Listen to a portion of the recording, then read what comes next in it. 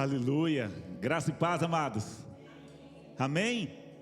Glória a Deus, que privilégio poder desfrutar de um tempo tão precioso na presença do Senhor, poder abrir mesmo nosso coração, celebrar a Ele com o nosso coração cheio de júbilo, de alegria, declarando aquilo que a nossa alma realmente anseia dizer na presença do nosso amado. Que nessa noite você possa realmente continuar dentro desse espírito de adoração, de louvor, de exaltação, e com o coração aberto para também ouvir aquilo que Ele tem para falar-nos nessa noite. Amém? Em nome da IBN Pinhais eu dou bem-vindo a todos, dizer que é um privilégio tê-los conosco, nossos visitantes, é muito bom ter você com a gente. Não temos o hábito de pedir para colocar de pé e falar o nome, alguns ficam constrangidos, e nós não queremos que você se constranja, mas queremos que você se sinta em casa, assim como de fato está na casa do Pai. A vocês que estão nos acompanhando aí pelo Facebook, muito bom poder estarmos juntos, celebrar ao Senhor juntos, que a mão do Senhor possa estar sobre a vida de vocês aí, e que vocês possam também continuar sendo ministrados. Não se esqueça de compartilhar, de marcar os seus amigos, os seus parentes, para que eles também possam desfrutar de um tempo de louvor e adoração a Deus, assim como você está fazendo nessa noite. Amém? Hoje eu gostaria de dar continuidade à palavra que eu iniciei há 3 domingos atrás, lá no dia 21 de agosto. Queremos falar um pouco mais a respeito daquele mesmo tema, tirado lá de Jó, capítulo 8, versículo 13, a esperança do hipócrita perecerá. Mas hoje nós vamos tomar como base, ainda nessa mesma sequência, um único versículo aqui de Salmos, Salmo 119, versículo 133. Estivemos falando a respeito da hipocrisia, do perigo do hipócrita. E esse é um dos perigos no nosso tempo. A igreja do Senhor nunca foi tão perseguida como tem sido atualmente. E não é perseguida externamente, mas é perseguida internamente. Por evangelhos feitos segundo o gosto de cada um, fazendo com que cresça e aumente muito o número de religiosos, o número de evangélicos, mas tornando escasso o número de cristãos. E como comecei falando na vez passada, o que nós precisamos e o que queremos com essa palavra é identificarmos para que não sejamos nós os hipócritas, para entendermos algumas questões, entendermos como terminamos falando, algumas características dos hipócritas, para que a nossa vida seja alinhada à palavra de Deus, para que depois, como o próprio apóstolo diz, para depois de termos lutado tanto, depois de termos falado tanto, não sejamos achados nós em falta. Não é para buscarmos achar quem são os hipócritas, não. É para tentar identificar se não sou eu o hipócrita. Para que cresça, para que se estabilize no nosso coração a convicção de que a nossa vida está nas mãos dEle, de que o nosso coração pertence a Ele, de que a nossa eternidade está garantida nele. Para que não sejamos apenas religiosos, mas que sejamos de fato aqueles que um dia morreram para o pecado e decidiram viver para Deus.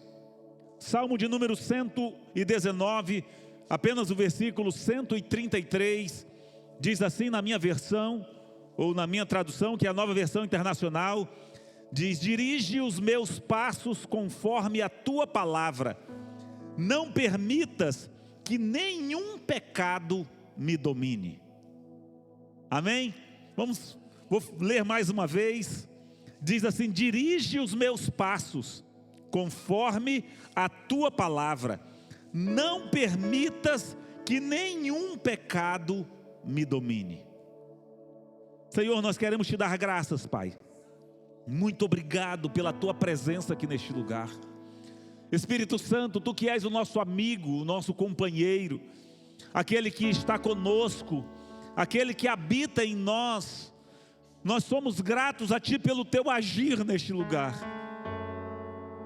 Cantamos, exaltamos o teu nome, declaramos a tua grandeza, declaramos a realidade do nosso coração, não apenas letras vazias, mas a expressão do nosso ser.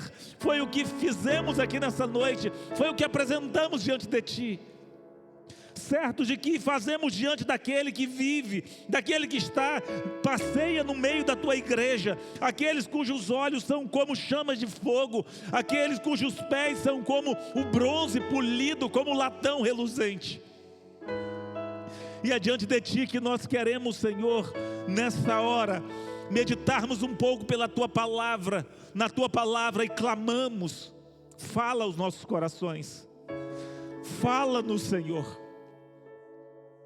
demova-nos de posições erradas, demova-nos, Senhor, de uma religiosidade vazia, de um evangelho vazio, Senhor, porque queremos viver tendo intimidade contigo, queremos viver, Senhor, alinhados com a tua palavra. Não queremos que alguns pecados sejam retirados das nossas vidas, mas queremos que todos eles sejam extirpados, para que a tua santidade, para que a tua presença, Senhor, seja marcante em nós, para que possamos desfrutar, Senhor, dos teus braços, desfrutar da tua presença, viver na intimidade do Senhor, viver o teu propósito para as nossas vidas, Pai. Nós clamamos a ti, assim como o profeta clamou: faz de novo, faz nos nossos dias, Senhor, realiza novamente aquilo que o Senhor fez, derrama do teu fogo, enche-nos com o teu fogo, faz-nos transbordar, Senhor. Que toda hipocrisia, que toda máscara, que toda falsidade caia por terra, mediante a luz da tua palavra que vem para incendiar, para aclarar, esclarecer os nossos corações, em o nome do Senhor Jesus. Amém. Amém, queridos. Então estivemos falando, se você não ouviu, se você não viu ainda a mensagem, então vá lá no Face, aí no Face mesmo da igreja, vá lá, procure a mensagem do dia 21 de agosto, e veja, porque nós vamos estar dando continuidade daqui. Falamos sobre muitas coisas, falamos do perigo, que o diabo mais perigoso que tem é aquele que medita, que prega e que ora. Falamos que Satanás não se importa de ver os seus, aqueles que são deles, serem chamados de crentes, serem chamados de cristãos. Eles não se importam de ver, ele não se importa de ver os deles vindo à igreja, cantando, orando, jejuando, dizimando, desde que ele tenha segurança de que ele tem uma âncora lá no coração dessa pessoa, que o vincula a ele, que o faz escravo dele, desde que ele saiba que mantém na vida dessa pessoa um aguilhão, que ele mantém ali algo que a qualquer momento ele possa puxar para perto de si. Ele não se preocupa muito com o que as pessoas pensam a seu respeito, com o que a igreja pensa a seu respeito. Ele não se preocupa com isso. Ele se preocupa sim em que você não seja uma pessoa que adora ao Senhor em espírito e em verdade. Ele não se preocupa com o tempo da sua oração. Ele não se preocupa com o quanto você lê da Bíblia. Não. Ele se preocupa se você começa a aplicar na sua vida aquilo que você lê. Ele se preocupa se de fato a sua oração é uma oração que está baseada num coração arrependido, que está querendo realmente ser transformado. E quando isso acontece, ele começa a puxar a corda. Vocês já ouviram aquele ditado: quanto mais eu rezo, mais assombração me aparece? Já viram aquele ditado: foi só eu me batizar que a coisa desandou? ou estava em fornicação, estava vivendo amasiado e de repente casa, diz: eu não sei o que aconteceu, a gente vivia tão bem, foi só casar que a coisa desandou. Porque à medida que você começa a aplicar a palavra de Deus, Satanás ele começa a agir. E ele vai agir onde? Como falamos na mensagem passada, ele vai buscar o seu calcanhar de Aquiles. Ele vai buscar o seu pecado de estimação. Ele vai buscar exatamente aquele ponto onde você não abre mão, sobre o qual você ora, você jejua, você muitas vezes até coloca diante de Deus, mas você não se esforça em fazer com que aquilo seja extirpado da sua vida. E à medida que nós vamos nos posicionando, certamente ele vai se utilizando das ferramentas que ele tem para tentar de alguma forma tirar o nosso propósito de caminhar dentro da palavra de Deus. Por isso temos que ficar atento, muito atentos, e que a cada dia o nosso coração esteja atento diante do Senhor. Não cheguemos diante dele, como falamos na ministração passada, como hipócritas, achando que Deus não sabe quem somos. Lembra como falamos da esposa de Jeroboão, que chegou até o profeta Aías, não é? Toda disfarçada para consultar a Deus através do profeta, e antes que ela abrisse a porta, o profeta disse: entra, esposa de Jeroboão, fui encarregado de te dar más notícias. O Senhor sabe exatamente quem nós somos, queridos. Ele sabe exatamente onde é que estão as nossas fraquezas. Ele conhece a nossa oração, mas muito mais do que isso, Ele conhece o âmago da nossa alma, Ele conhece as nossas motivações.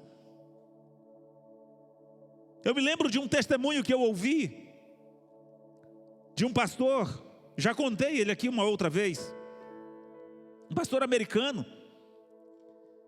Ele disse que ele já era cristão há muito tempo, e ele evangelizou um amigo,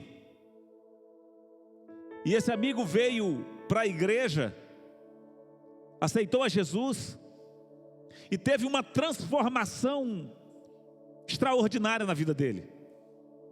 Ele era viciado em algumas coisas, mas uma das coisas na qual ele era viciado era no cigarro, ele fumava. E aquele homem veio para a igreja, e na semana seguinte, ele abandonou totalmente o vício do cigarro, com os demais vícios. E aquele pastor, aquele homem que o havia evangelizado, entrou em crise, porque ele já estava há muito tempo na igreja, e lutando contra o vício do cigarro na vida dele, e já tinha feito campanhas, já tinha feito jejuns de muitos dias, para que aquele vício acabasse, saísse da vida dele, e ele nunca tinha conseguido.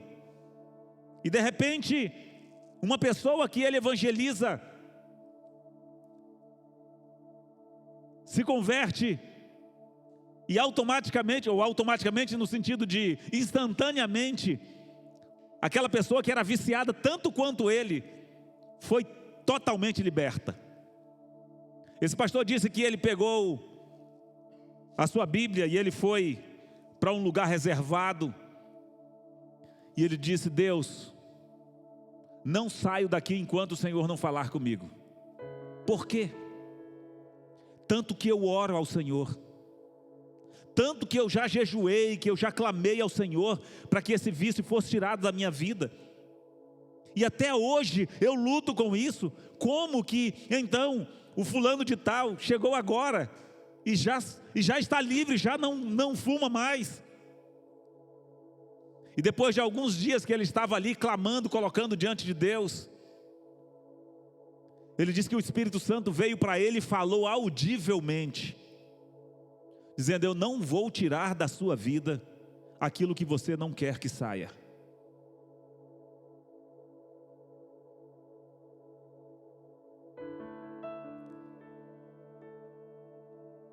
Aquele homem foi aos prantos, e o Espírito Santo começou a ministrar ao coração dele. Você ora, mas você não para de acender o cigarro. Você ora, você clama a mim, mas você não para de comprar o cigarro. Na verdade você gosta, e quer que eu tire de você, mesmo você gostando. E eu não vou fazer isso. Essa é a posição do hipócrita. Como falei e terminei falando a respeito disso, se você perceber um hipócrita orando pelos seus pecados, é algo extraordinário. Ele ora, ele clama, ele chora, muitas vezes. Mas quando ele levanta dali, ele continua, ele não foge da aparência do mal. Ele não retira aquilo que precisa ser retirado.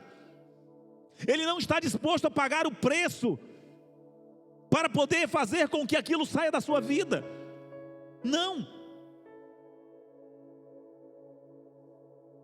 E nós precisamos estar atentos. Foi assim com Esaú. Chorou por ter perdido a bênção, mas não se arrependeu de tê-la vendido. É isso que a palavra fala. Foi assim com Judas. Chorou quando viu a traição, o que deu a traição de Jesus.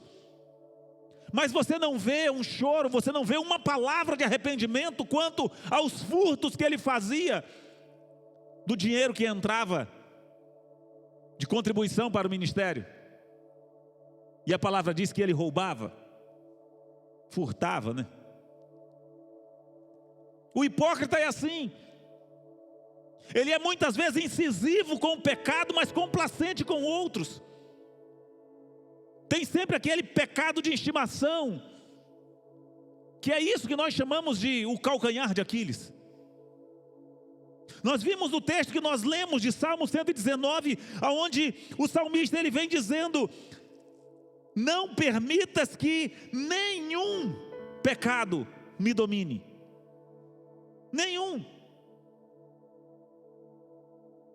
Mas muitas vezes as pessoas acham que elas podem vir à igreja e manter pecados de estimação. Não só uma mentirinha, só uma pornografiazinha, um adultério. E muitas vezes é carrasco com alguns que praticam alguns pecados que eles julgam maiores, mas é dócil com o seu pecado próprio, aquele do qual ele não está disposto a se desvincular.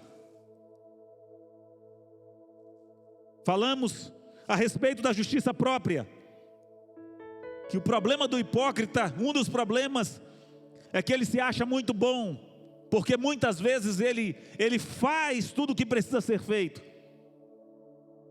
e a justiça própria termina sendo um problema para ele. A sua própria honestidade e retidão moral podem fazer com que a sua ruína chegue a cavalo, como foi o caso do jovem rico.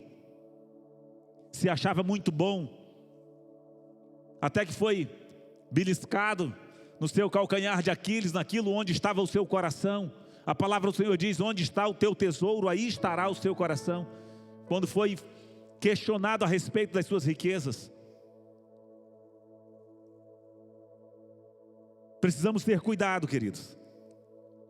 E vamos continuar falando a respeito disso. Paramos falando do falso zelo, com que as pessoas muitas vezes se apresentam na igreja, diante de Deus. Falamos que ninguém irá para o inferno com mais vergonha do que o fanático de coração falso. Aqueles que muitas vezes pode ser que não percam um culto, mas cujo coração guarda ali certamente algumas coisas que faz com que a sua vida esteja vinculada às trevas. Então não seja relutante em ser visitado e sondado pela verdade de Deus. Temos falado isso aqui reiteradamente. Permita que a verdade da palavra de Deus penetre no seu coração, penetre no nosso coração de uma forma profunda, para arrancar mesmo as raízes, para fazermos ou para falarmos, como falou o salmista, que nenhum pecado me domine. Não é simplesmente esse pecado porque eu posso perder a minha família, não é somente aquele pecado porque eu posso ser preso, não, mas é qualquer pecado porque me afasta da intimidade com Deus. Mas o hipócrita, ele não se preocupa com a intimidade com Deus, ele se preocupa com a aparência, em fazer, porque o que ele está buscando de fato é para receber aqui nessa vida. Então, se o seu coração for sincero, ele vai se deleitar na privacidade com Deus. Ah, pastor, como é que eu vou saber? Como é que eu posso analisar se eu sou ou não um hipócrita? Eis aqui uma balança que pode medir, para que você possa estar atento. No seu particular, quando ninguém está vendo, você é o mesmo que é quando está na igreja, quando está cultuando? Nós vemos muitas vezes, algumas vezes fica claro. Você vê algumas pessoas, falamos da parte, vamos dizer assim, eclesiástica, do culto. A pessoa, ela está durante o culto, e aí, se ela estiver no ministério de louvor, você ouve a voz dela. Se ela estiver no banco, você não ouve. Se é dada a oportunidade para ele falar, ou para ela falar, ou já sobe no sapatinho de fogo. Mas lá no banco está sentado, olhando, prestando atenção para ver como é que estão os erros. Quer seja de português, quer seja de Bíblia, de texto citado errado. O hipócrita, ele se preocupa muito na sua vida exterior. Ele está sempre chamando as pessoas para testemunhar da fé dele, para testemunhar de como ele é assíduo, como ele é cristão. Mas lá no particular, lá na intimidade, lá no secreto dele, lá no tameon, ele falha. Lembro-me de uma canção que fala de um lugar secreto onde tua graça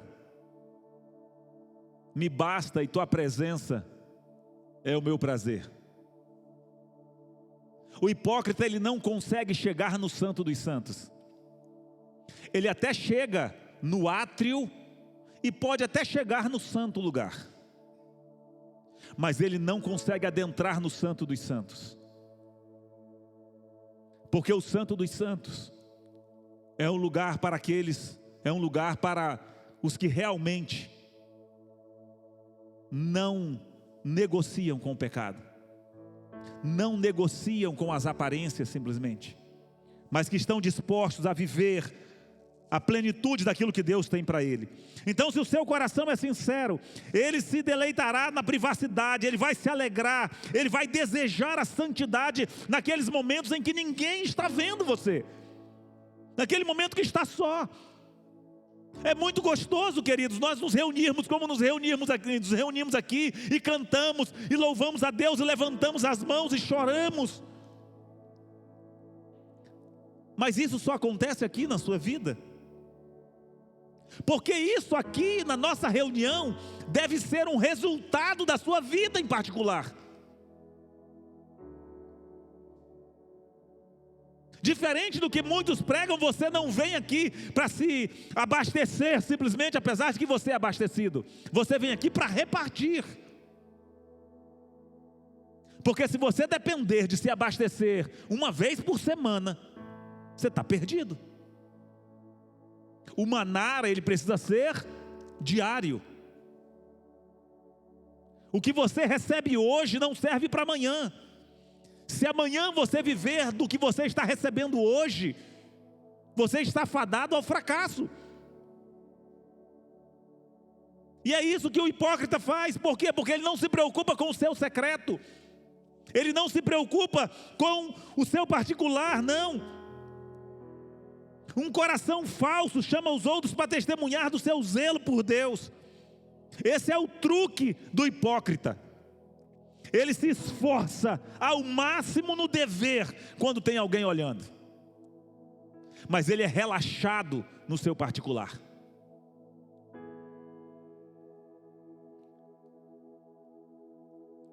Sempre falávamos no seminário, e vou poder falar essa noite porque não vi ninguém assim fazendo. Você quer ver quem não lê a Bíblia em casa? Perceba, porque ele vai ler na hora da pregação, ele vai ler na igreja. Que aí cita o texto, ele fala, puxa, que texto legal. E aí enquanto a ministração está correndo, ele está conferindo o restante do texto. Ou chega na igreja e vem orar, e vai ler a Bíblia, senta num canto e vai ler.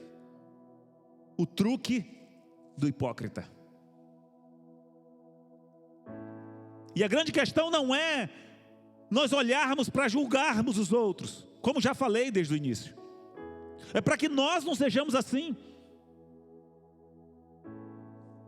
O que vai dizer o quanto você ama da palavra de Deus, não é o quanto você lê a ela aqui na reunião, é o quanto você lê na sua casa. Diga para mim o quanto você lê da palavra de Deus todos os dias, e eu digo para você que tanto de fome você tem de Deus. Já contei outras vezes e não me esqueço, e sempre gosto de refrisar, eu não me esqueço de um candidato ao ministério pastoral, que eu fui um dos que estava na comissão para poder sabatiná-lo, a respeito do conhecimento bíblico. E ao perceber que o candidato não ia bem nas questões bíblicas, ia muito bem nas questões teológicas, mas não ia bem nas questões bíblicas, eu perguntei para ele, como é o seu relacionamento com a Bíblia? Candidato a pastor, já exercendo e tudo, trabalhando na igreja. Ele disse, muito bom, pastor, muito bom, leio a Bíblia todo dia. E eu falei, mas você lê assim que tanto, assim, um versículo, 2 versículos, já para poder, que eu percebi que era mais ou menos o nível, né? Ele falou, todo dia eu leio pelo menos uns 2 versículos. Eu falei, está explicado. Vai uns 20 anos para ele ler a Bíblia toda. E quando terminar, ele não sabe o que começou. Então, queridos, não adianta nós sermos zelosos em público e sermos negligentes no particular. Porque isso é característica do hipócrita. Um coração falso pode parecer muito quente ao orar contra um pecado, mas ele pula outro pecado. Ele deixa outro pecado passar tranquilo. Um cristão sincero, ele não vai mimar o pecado, ele não vai transigir com algum pecado, não, de forma alguma. Ele vai fazer como Davi fez. Davi se arrependeu em relação a um pecado, ele busca a Deus em relação a um pecado, você vai ver lá no Salmo 51, mas quando ele encontra o favor de Deus, ele reitera, dizendo, Senhor, que nenhum pecado fique na minha vida, eu me arrependo de cada um deles. E ele diz, enquanto eu mantinha o pecado encoberto na minha vida, os meus ossos se definhavam. Salmo 30 e alguma coisa, 37? 32. É assim. O hipócrita parece quente na oração, mas você verá ele frio lá no trabalho, lá na escola, como disse o Rafael na abertura, lá na academia. Ele ora muito fortemente contra os seus pecados, mas ele não toma o posicionamento que ele precisa tomar para que o pecado saia da sua vida. A hipocrisia na profissão vazia de fé, ou nessa profissão simplesmente de um evangelho barato, certamente será o fruto amargo dessa falta de mortificação da nossa carne. Certamente, se não estivermos dispostos realmente a abrirmos mão do pecado na nossa vida, seremos um hipócrita, ainda que, como falei na ministração passada, coloquemos um véu nos nossos olhos para tentarmos não nos enxergarmos como hipócritas. Mas não é a forma como eu me enxergo, é a forma como Deus nos enxerga. Então, enquanto você estiver com a sua presa abaixo, não importa se você se sente como uma águia. A gente vê muito, né, nas igrejas: você é águia, você tem que voar alto como águia, né? Tem sim, queridos. Mas quando você estiver se sentindo uma águia, quando você estiver voando como águia, mantenha os seus olhos para cima. Não faça como a águia, que ainda que voando nas alturas, mantém os olhos na terra, em busca de roedores, em busca de alguma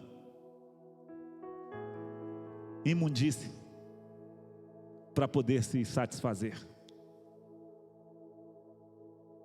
Mantenha os seus olhos nos céus. Não importa o quão alto você voe, se você não mantiver os seus olhos nos céus, enquanto os seus olhos estiverem voltados para a terra, você vai certamente estar com o seu coração envolvido nas coisas deste mundo e vulnerável ao ataque das trevas. Deus está sempre na boca do hipócrita. A fala dele é muito boa, mas o mundo é o que está no seu coração. E muitas vezes usando textos bíblicos para defender os seus pecados, os seus erros, as suas falhas, o que ele espera ganhar por meio da sua boa reputação.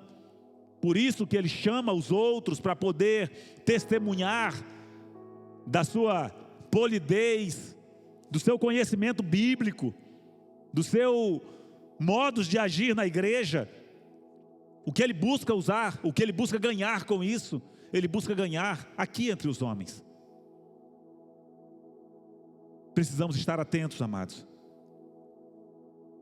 Uma outra característica dos hipócritas é o conhecimento sem graça. Conhece muitas vezes, conhece muito a palavra, mas se esquece de que a Bíblia diz que a letra mata, o Espírito é que vivifica. O que faz com que o nosso coração seja realmente alinhado à vontade de Deus não é o quanto eu conheço da Bíblia, é o quanto eu aplico desse conhecimento no meu viver diário. Senão não adianta eu conhecer a Bíblia de capa a capa, saber pregar até para o Papa, como dizia uma canção antiga, se eu não coloco em prática aquilo que eu conheço. O conhecimento pode até tornar uma pessoa erudita, com certeza, mas o conhecimento não o torna um santo. A santidade é um processo que custa tudo na nossa vida. A salvação não nos custa nada, ela é de graça, mas a santidade nos custa tudo. Qualquer coisa que não estivermos dispostos a abrir mão, certamente impedirá a nossa santidade, impedirá a nossa plena comunhão com Deus. Não adianta você ser ortodoxo, né? Pé da letra, coisa ali tem que ser preto no branco, mas o seu coração não tem graça não tem o fluir do Espírito Santo. Então aquele que aumenta em conhecimento, mas não obtém graça com ele, aumenta a dor e a aflição para si mesmo, e uma dor eterna.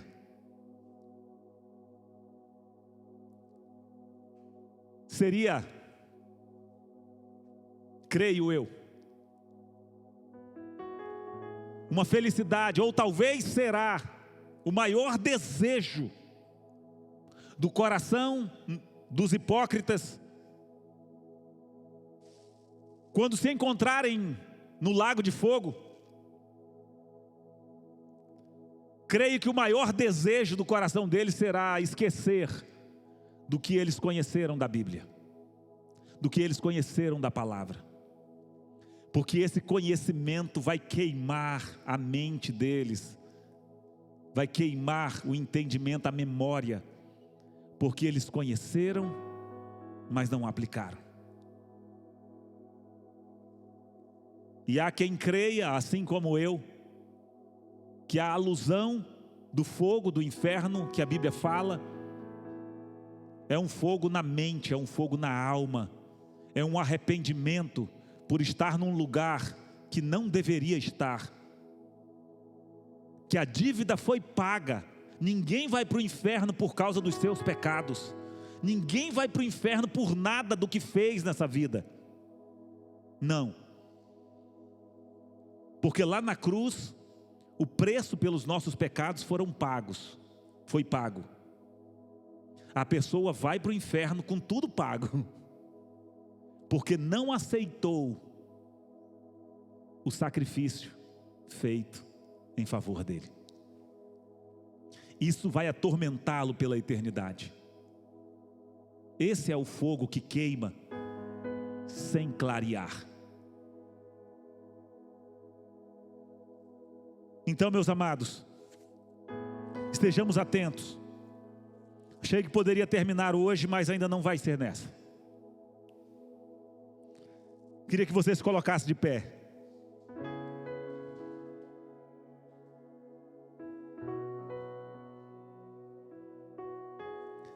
Feche os seus olhos. Existem algumas pessoas que acham que podem se aventurar na aparência.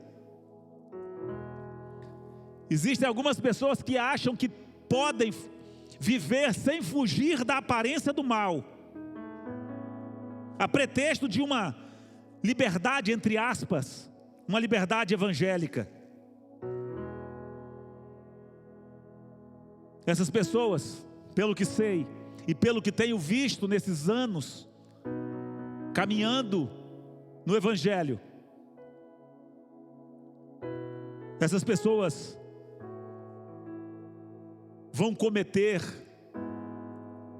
pecados grosseiros sob o argumento de uma boa aparência. Começa desviando um pouquinho aqui, um pouquinho ali, alterando uma interpretação da Bíblia aqui, uma interpretação da Bíblia ali.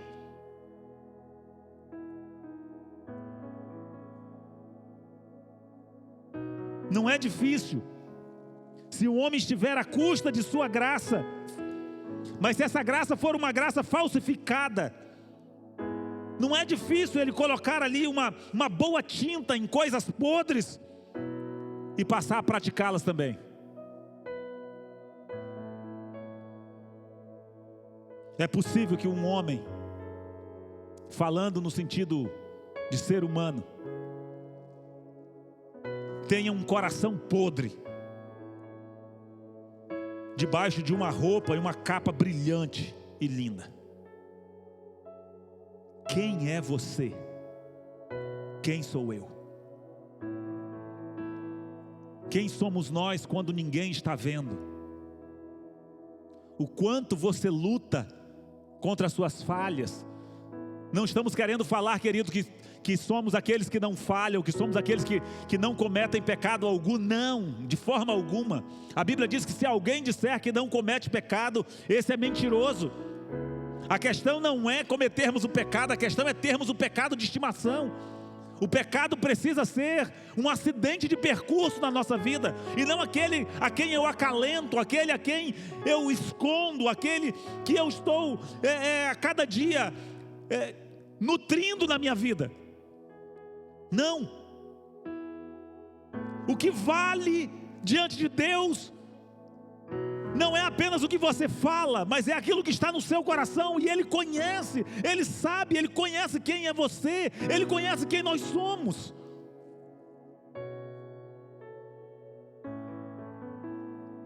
Sejamos atentos, queridos. Não amemos de palavras e de língua, mas amemos em verdade. Não sejamos cristãos da aparência. Não queiramos impressionar ninguém, não. Busque o seu secreto. Busque a sua intimidade com Deus na sua casa. Busque ser um exemplo, ser sal e ser luz onde quer que você esteja. Não negocie com o pecado, diga isso diante de Deus. Não permita que nenhum pecado me domine, e assuma essa responsabilidade. Diga: Senhor, ainda que eu morra, mas eu não vou permitir que o pecado me domine. Posso cair, posso, mas não vou nutrir o anseio, o desejo pelo pecado na minha vida. Coloque-se diante de Deus essa noite. Essa é uma palavra para nos chamarmos a atenção. Não é uma palavra de acusação, queridos, de forma alguma. É uma palavra para que nós estejamos atentos. Ah, como eu gostaria que cada um de vocês aqui neste lugar, e aqueles que nos ouvem, estivesse comigo lá na glória, naquele dia em que a trombeta soar. E é com essa responsabilidade que eu lhes digo palavras tão duras, mas que podem transformar a eternidade de cada um de nós. Não nos reunimos para ouvir palavras bonitas, e nem para ouvir palavras que vão encher a nossa bola, para a gente entrar uma semana assim para cima. Não, eu quero que você entre uma semana voando baixinho, sabendo que se não for a graça, você está perdido. Sabendo que se não for a misericórdia de Deus, nós estamos perdidos. Sabendo que se eu não vigiar todos os dias, eu tenho um adversário que anda ao meu derredor, rugindo como leão, buscando uma oportunidade para tragar a nossa vida.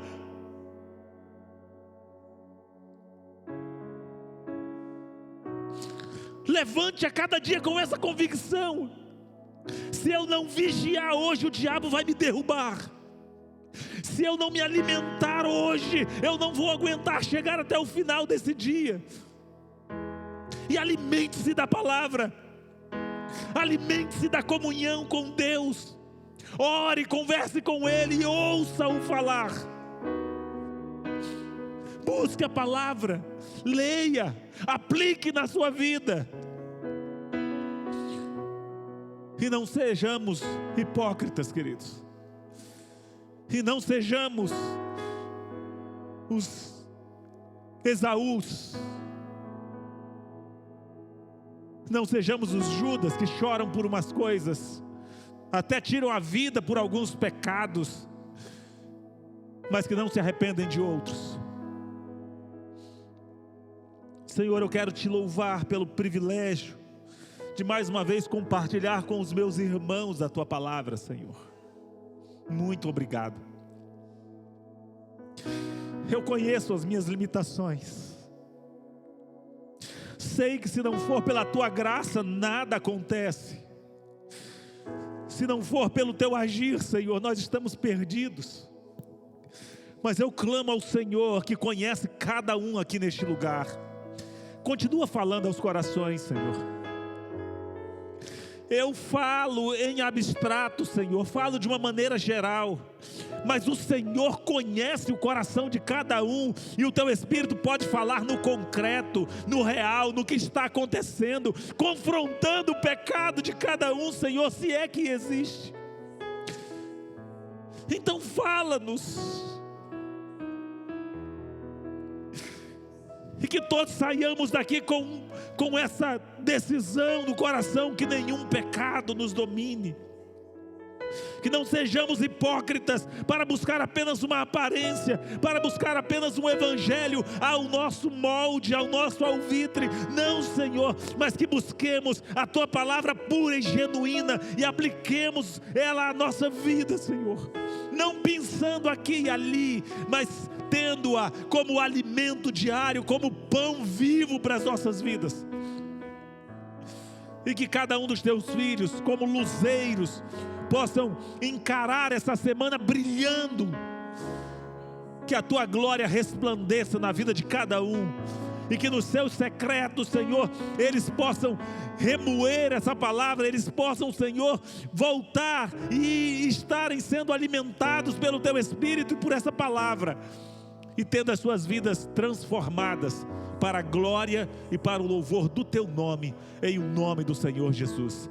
Que o amor de Deus, o nosso Pai, que a graça do nosso Senhor e Salvador Jesus Cristo, que as consolações, as bênçãos e a comunhão do Espírito Santo de Deus seja sobre você, sobre a sua casa, sobre o seu trabalho, seus estudos, os seus negócios, agora e para sempre, em nome de Jesus.